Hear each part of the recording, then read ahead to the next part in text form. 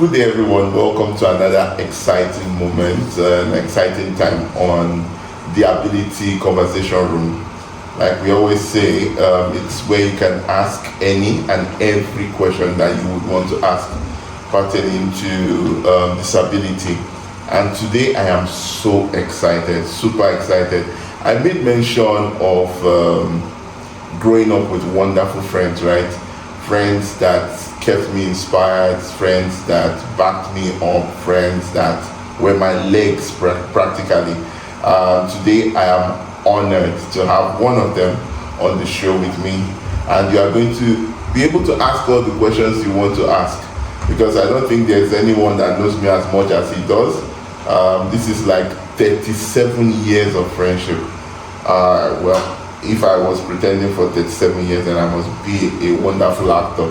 But for now, we are going to have my friend join me on this show. Welcome, Miles. He's Dr. Miles Olufeagba. It's good to be here. It's just mine. Yeah, but we need to put the doctor because it took you years. Yeah, well. There are a lot of stories for that. another day. So welcome on board. Good to have you here. It's good to be here. It's an honor. Good. So you are sharing another moment with me, like you've shared most of the moments in my life. And basically it's for us to understand what it means to be physically challenged, what it means to grow in a society, what it means to influence the society, and on and on and on. So don't look at my face. Don't say it because you want me to Don't feel worry. good. You know, I will start with you. I will always start with Okay, you. maybe I should change my words Be careful. and tell you to actually look at my face at this point. All right, let's just jump into it. All right. My first question would be, what was it? How was it the first time you met me? Tell them the first time we met. I know you are my diary, so I know that. Hey, memories. This is my bank. Well, okay. It's so good to be on this show. And I would say for one that you said you're honored. I mean, I think the honor is all mine here. And for a very long time, I have looked forward to you having a platform on which you could, lay bare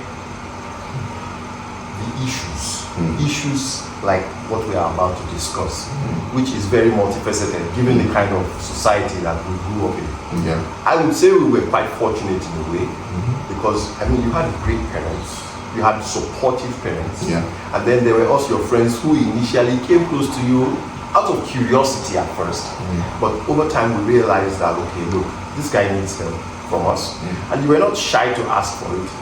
And one of the things that we also learned to do was to not treat you as if you had a disability. You didn't. Fine, you couldn't come out and play with us the way we would, but we brought the play to you, and you obliged. And it's interesting because I remember the first time I saw you, that was in September of 1989. I come into contact with this guy who was a year my senior. I was in the nursery section then. I think you must have been in nursery 2. I was in nursery 1. And during break, I noticed there was that class where you were in, and you and maybe one or two other people were the only ones that were left in class during break. And I remember catching glimpses of you on the assembly line, standing in the front line with your crutches and the calipers. And I remember that every time you had to sit down, you had to tweak the calipers so that your knee will fold, your ankles could fold and stuff like that. And then when you had to get up again and move with your crutches, you had to snap them into place so that they were not bending. And I found that very fascinating. As much as my background might be medicine, I come from a purely engineering background, and the way things work has always fascinated me.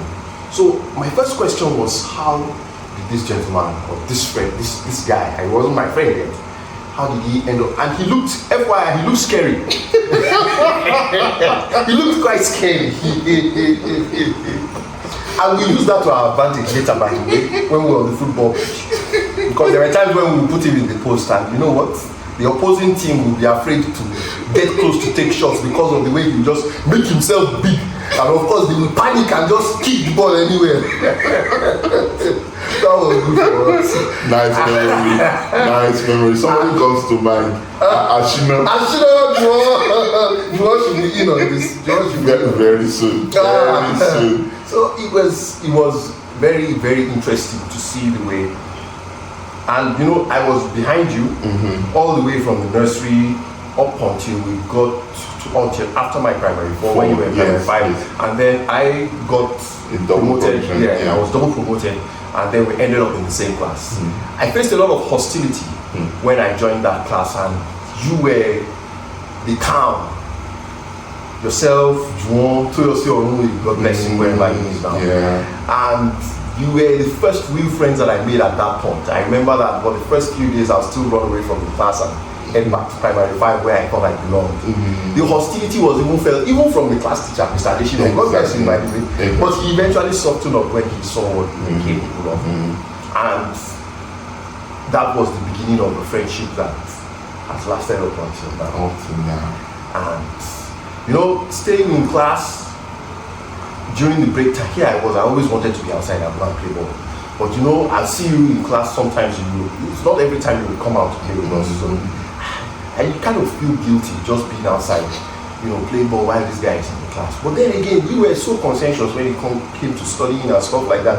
You were reading a book, you were drawing. I remember that you used to like to draw a lot. And confession time. Whenever we had to do diagrams, then because I didn't like to draw, I used to give him my diagrams to draw up until biology class. Yes. I remember when I had to draw the digestive system when we were in class. I took my integrated science notebook all the way to him in C class for him to draw for me when we were in secondary school. So it was a really interesting. I remember us with mommy, God rest her soul. And daddy, we used to see occasionally because daddy was busy. And he was stationed in another state. So we only used to see, it was like Christmas every time he showed up. And I remember that he would be waiting in the parking lot for you to close. Exactly. In the 505 or the 504 then. You still remember the car. Patiently. My God. And Papa Oyema will be waiting, you know, for us to close for you. I think it was something that took extreme pleasure in. Just for you guys to come out from class and to have him waiting there for you to just pick you up and take you home.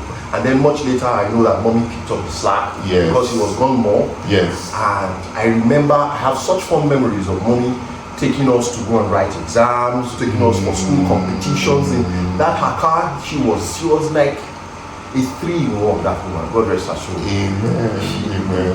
And I know that if at any particular point in time people try to judge you based on the so-called disability, the way she mooted it very quickly. And then I remember Chike and Kika, those guys were warriors. My God, you look at him cross-eyed and they come at you as if but then again they didn't really have to do that because you had these nucleus of us who were ready to go down the darkest paths with you and with pleasure to come on. And when I think about all of these things, it occurs to me that look, it truly takes a village to raise a child.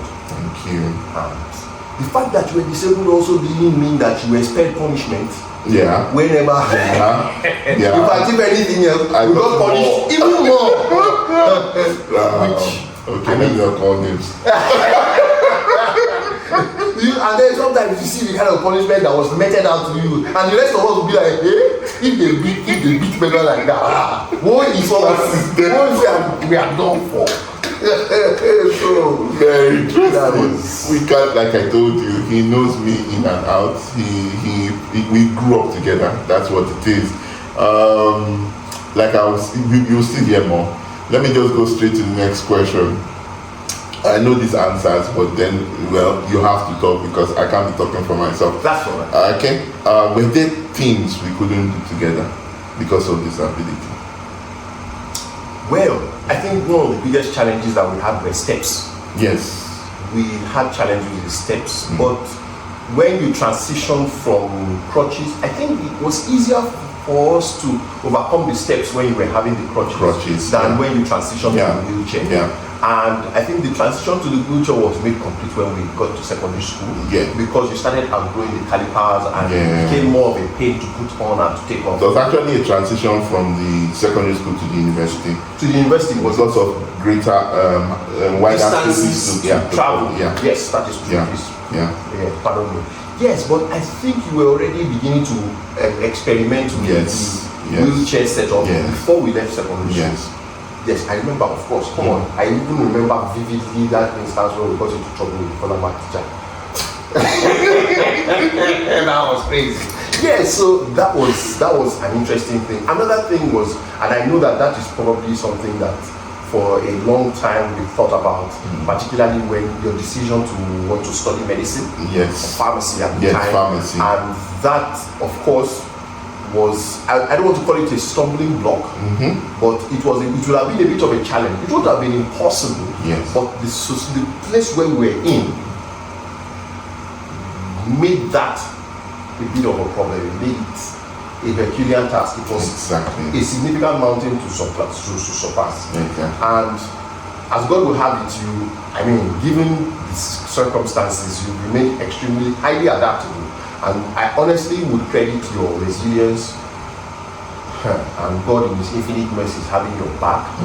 Maybe some of us, your friends to an extent, in your ability to first undergo and succeed at a bachelor's degree, and then you embarked on an MBA. God, man, I was so proud of you.